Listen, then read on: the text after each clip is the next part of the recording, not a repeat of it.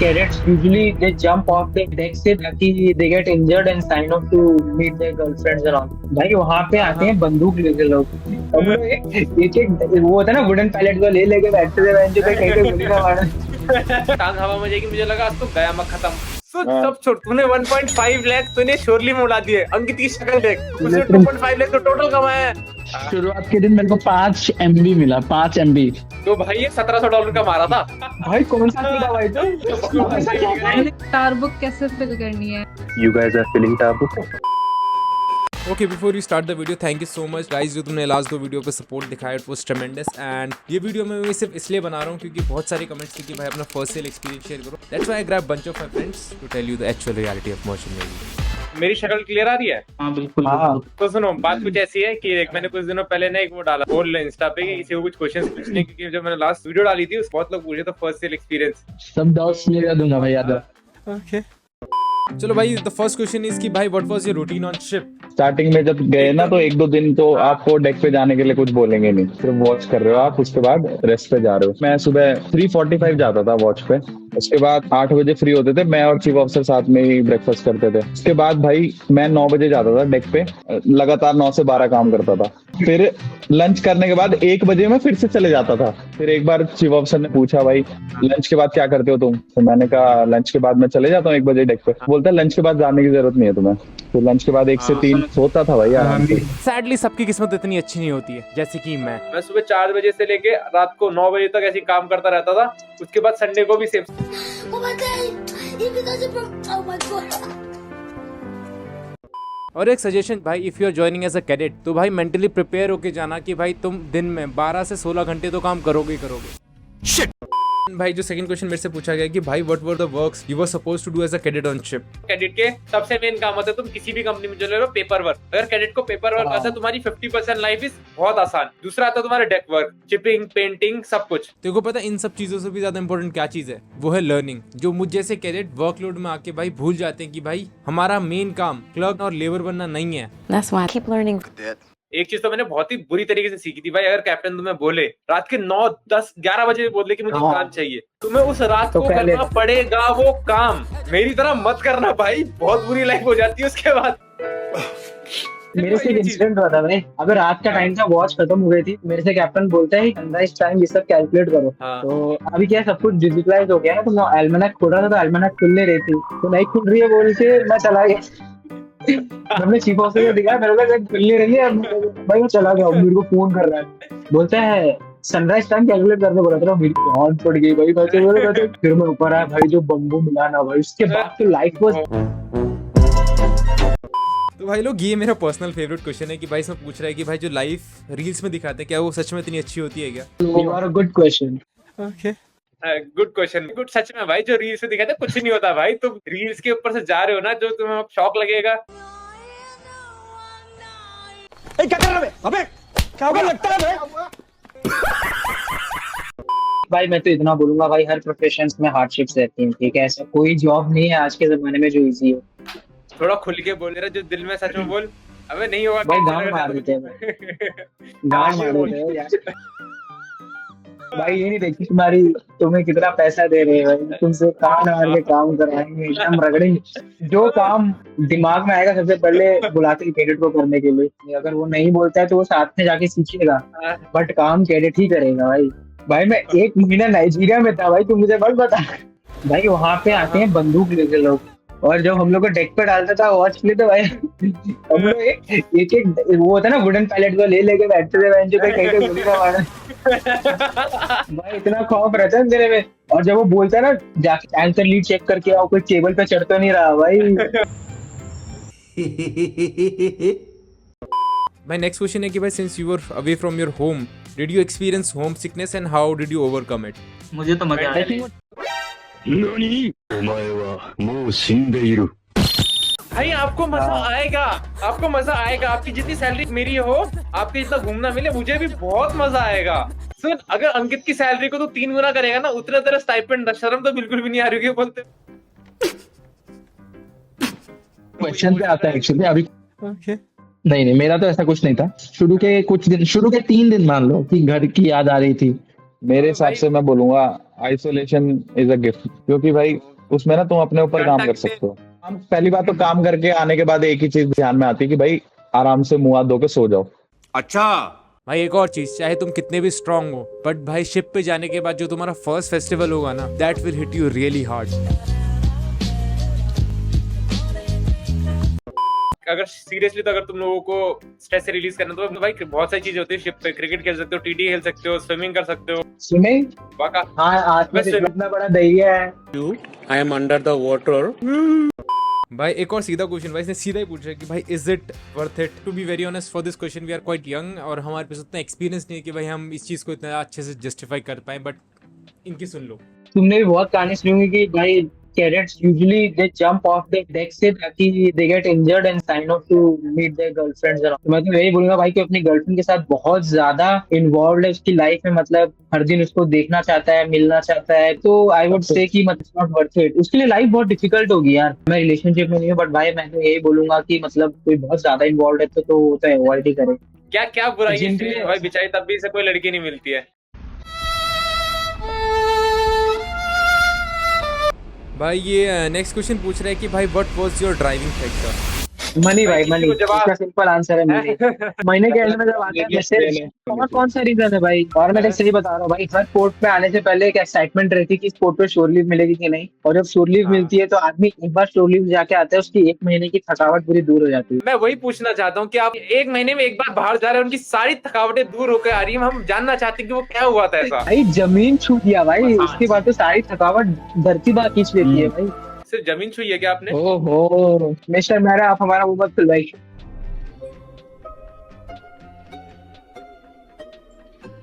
I got shore leave at every port, और मैं बता रहा हूँ भाई मेरे अकाउंट में literally 50% of the salary went into shore leave। मेरे अराउंड 1.5 लाख कुछ तो भाई shore leave में चले गए भाई। सब छोड़, तूने 1.5 लाख तूने शोरली में उड़ा दिए। अंकित की शक्ल देख, उसने 2.5 लाख तो टोटल कमाया है। 2.5 लाख से अभी 20,000 बचा हुआ है, बाकी मैंने भी उड़ा दिए। भाई लोग डोंट बी लाइक देम यार। I am not stopping you from enjoying your life और something, but at the end of cadetship you should have 4 to 5 lakhs, क्योंकि भाई उस टाइम पे तुम्हें अपने कोर्सेज भी करने होते हैं। This is the budget right now कि तुम्हारे पास एटलीस्ट 4 to 5 lakhs तुम्हारी जेब में होने चाहिए। आई टू बी वेरी ऑनेस्ट, मैं अपनी कोई इन्वेस्टमेंट रिग्रेट नहीं करता भाई, क्योंकि अगर वही मैं अपने पैसे से बाहर घूमने आता तो अप्रॉक्स 25-40 लाख तो कहीं नहीं गए भाई, पूरी जितना मैंने घुमा टोटल मिला के। बट एज अ कैडेट थोड़ा सा कंट्रोल होना चाहिए भाई, इतना पैसा नहीं खर्च करना चाहिए, because when you come back you realise कि तुम्हें कोर्सेज भी करने हैं। Yes, you have a valid point. भाई क्विक डिस्क्लेमर भाई कि तुम आगे के 2 मिनट स्किप कर सकते हो if you are not a cadet, because ये क्वेश्चन बहुत ही कैडेट सेंट्रिक है। ये मेरे से उन लोगों ने क्वेश्चन पूछा था कि भाई हमारा डीएनएस हो चुका है, बट जो हमारी करंट कंपनी में बहुत ज्यादा वेटिंग है, तो भाई कंपनी कैसे स्विच करनी है, उन सब का आंसर मैंने आगे के 2 मिनट में दिया। तो मैंने बेसिकली वालिन का इंटरव्यू दिया था और एंग्लो का भी इंटरव्यू दिया था और सिनर्जी का रिटर्न एग्जाम दिया था। पहले तो एक सीवी बनवा लो जिसमें से तुम्हारा सारे के सारे ग्रेड्स होंगे कि सेम 1 में कितना है, सेम 2 में कितना है। आरओआर रख लो, इंटरव्यू में ज्यादातर आरओआर ही पूछते हैं। रूल 5 मार्क्स भी मैटर करता है, लगभग 60% से ज्यादा होना चाहिए आईएमएससीटी के हिसाब से, और आईएमएससीटी के रैंक भी मैटर करता है डीएनएस के बाद भी। नॉर्मल क्वेश्चन ही होता है और सेलेक्शन नेविगेशन में कुछ पूछ सकता है कि एम्पलीट्यूड क्या है। अबे वही ना, बेसिकली वही हो पूछे थे कि लोग कि इनको लगता है कि डीएनएस के बाद अगर कंपनी शिफ्ट करना चाहो तो कोई कर नहीं सकते हैं। अंकित को छोड़ के हम तीनों ने कंपनी चेंज करी डीएनएस के बाद। जी हाँ, आप बिल्कुल सही बोल रहे हैं मेरा भी। मैंने भाई दिया था 3 कंपनी का इंटरव्यू, एक तो था सीस्पैन, एंग्लो और सिनर्जी। तो तीनों में हो गया था बेसिकली। सिनर्जी में तो भाई बेसिकली वो तो ऑल इंडिया लेवल का एग्जाम होता है, तो उसमें सबके मार्क्स के हिसाब से फिर कट ऑफ आता है, तो कट ऑफ के बाद क्लियर रहता है तो they call you for interview. तो मेरे में तो इंटरव्यू में भाई 10-12 के मार्क्स तो ऑब्वियसली मैटर करते हैं भाई। तो मेरे से तो पूछा था 10-12 के मार्क्स, तो मैंने बता दिए, तो मेरे अच्छे थे। तो फिर उसने पूछा कि आप यहाँ क्यों ज्वाइन करना चाहते हो। मेरे से बेसिकली स्टेबिलिटी और आरओआर ज्यादा एम्फसाइज करते हैं वो लोग, क्योंकि नेविगेशन ऑल एंड ऑल इतना टफ नहीं है। इट इज बेसिकली न्यूमेरिकल्स जो बच्चों को कंफ्यूज करते हैं, डेफिनेशंस पे शॉर्ट हैंड है सारे। तो usually they focus on ROR and stability. भाई नेक्स्ट क्वेश्चन है भाई, ये भाई हर कोई क्वेश्चन पूछता है कि भाई वेटिंग पीरियड क्या है। भाई देखो हाँ भाई। कंपनी टू कंपनी डिपेंड करता है, बट अपने दिमाग में 3 से 4 महीने तो एक कंपनी ज्वाइन करने के बाद रखो कि तुम 3 से 4 महीने तो कहीं नहीं जा रहे। हाँ, क्योंकि वो मेरी कोर्सेज मम्मी- करवाएंगे तुम्हारे। हाँ, और फिर उसके बाद भाई, लाइन अप करेंगे तुम्हें, मेडिकल्स वगैरह और होंगे। अगर मैं करंट सिचुएशन के हिसाब से बोलूँ 3 months to 9 months हर एक कंपनी में, 1 year से ज्यादा वेटिंग पीरियड है, तो भाई फॉर श्योर तुम्हें कंपनी स्विच करने का सोचना चाहिए। भाई नेक्स्ट क्वेश्चन है कि भाई experience of girls on ship. किसी को मिल नेक्स्ट क्वेश्चन भाई, नहीं इसका जवाब नहीं देना चाहे तो नेक्स्ट क्वेश्चन। भाई ये नेक्स्ट क्वेश्चन है कि भाई how to be safe on ship. भाई ये पर्टिकुलरली बहुत इंपॉर्टेंट क्वेश्चन है। जो लोग अभी शिप पे ज्वाइन करने जा रहे हैं, एक चीज दिमाग में घुसा लो कि भाई लर्न टू से नो। क्योंकि भाई अगर तुम्हें लगता है कोई चीज अनसेफ है, तुम्हारा चीफ ऑफिसर या फिर कैप्टन तुम्हें वो करने के लिए बोल रहा है, you have a right to say no. Proper PP जरूर पहनना भाई हर चीज में। ऐसा नहीं कि बस तुम ग्लव्स कौन से पहनने होते हैं, तुम कॉटन पहन के जा रहे हो, लेदर वर्किंग ग्लव्स पहनने होते हैं। तो इन सब चीजों में, छोटी छोटी चीजों में ना आदमी थोड़ा मात खा जाता है और वहीं उसको इंजरी हो जाती है। और जो काम भाई नहीं होता मना कर दो, नहीं होता। ओके भाई ये क्वेश्चन है कि भाई what do we eat on ship. मछली, पानी की मछली। खाना अगर तुम खाने के लिए जा रहे हो, खाना भाई बहुत अच्छा मिलेगा। डोंट वरी कि वेज नॉन वेज का भी सिस्टम नहीं, खाना तुम्हारी एक्सपेक्टेशन से अच्छा ही मिलेगा। बिरयानी इज लव भाई, biryani is love, that keeps you भाई गोइंग। मेरा ओके हमारे इसमें बॉन्ड स्टोर में ना ये कोल्ड ड्रिंक फ्री है क्रू के लिए, बियर फ्री है क्रू। वो वेलफेयर में ही आता था, पर्सनल नहीं मिलते थे। जो जितने भी फ्रिज है वो सब में रखे रहते थे, किसी को लेना है तो लेके जा सकते हैं। प्रोविजन स्टोर में चॉकलेट्स होते थे, नट्स होते थे और सिगरेट्स। भाई ये क्वेश्चन पूछा है कि भाई how was internet on your ship. भाई दुखती नस पे क्यों हाथ रख रहे हो भाई। मेरे जहाज में क्या था, पहला एक महीना मैं गया, मेरे को शुरुआत के दिन मेरे को 5 MB मिला, 5 MB। एक महीने के लिए 5 MB मिला भाई, 5 MB। मैंने हेलो भाई क्या, वो खत्म हो गया, ठीक है। उसके बाद मेरे को खरीदना पड़ा, $5 में तेरा 133 MB आता है। सेकेंड मंथ में मार्लिंक लग गया और 1 GB फ्री मिलता था फिर। भाई इंटरनेट का सिचुएशन अभी खराब है बट इम्प्रूव हो रहा है। स्टारलिंक लग रहा है मैक्सिमम वेसल्स पे। तो मेरा जोशी माय फ्रेंड जो सिनर्जी में सेल कर रहा है, तो उसको 1.5 GB पर डे मिलता था एंड हाई स्पीड इंटरनेट।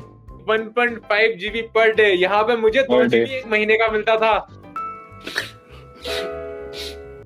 भाई ये किसी ने क्वेश्चन पूछा कि भाई आपको सी सिकनेस हुई थी। भाई टू बी वेरी ऑनेस्ट मुझे तो सी सिकनेस नहीं हुई थी।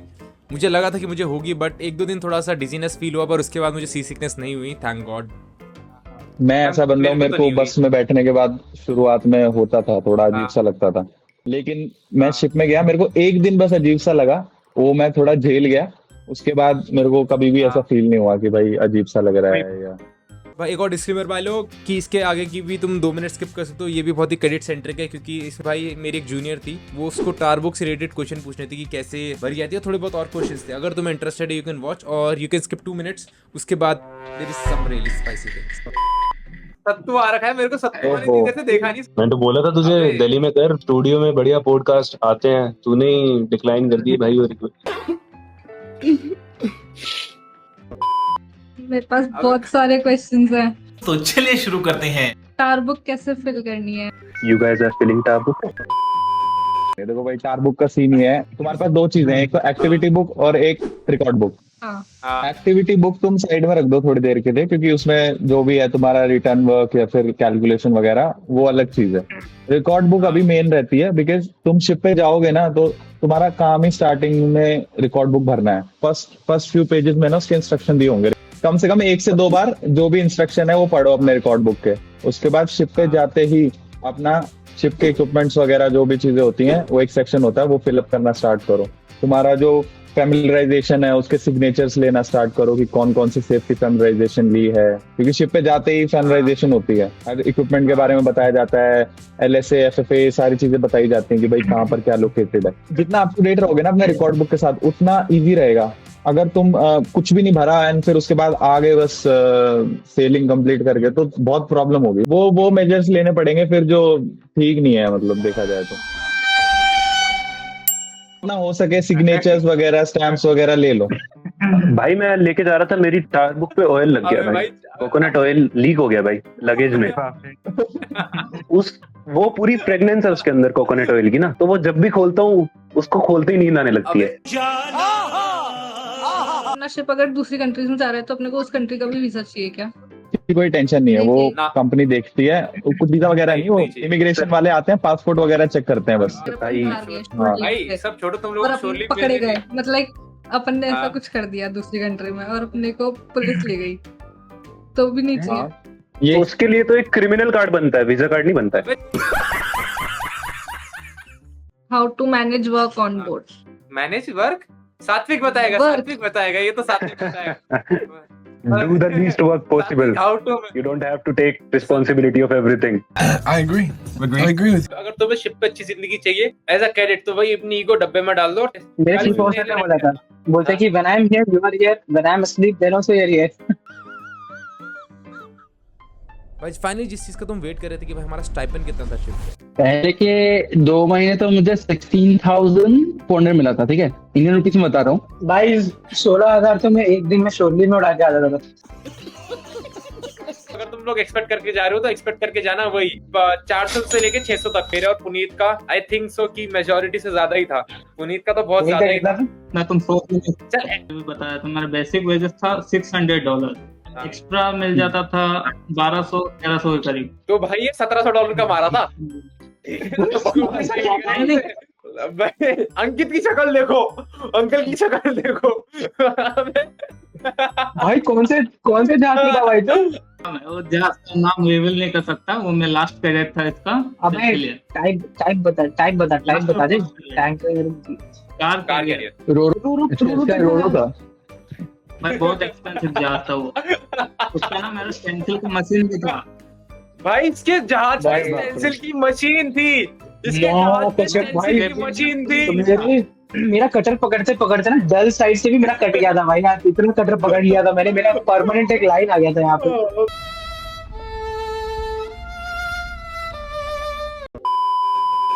अगर तुम लोगों ने अभी तक देख लिया तो भाई thank you so much for watching this video, hope you like this video. और भाई एक स्पेशल अनाउंसमेंट, अगर मेरे 10 के विद इन 8 मंथ्स हो जाते हैं तो भाई आई विल मेक श्योर कि भाई मैं एक बहुत ही बड़े यूट्यूबर के साथ कोलैब लाऊं। If you want to see me collabing with a very big YouTuber, please subscribe. और अगर तुम्हें ये कंटेंट पसंद आया तो भाई तुम्हें मेरा जॉइनिंग ब्लॉग भी पसंद आएगा, वो यहाँ की मार्क कर दूँ। और मेरी things to carry before joining ship की वीडियो देखनी है, वो मैं यहाँ मेंशन कर दूंगा। Thank you, peace out.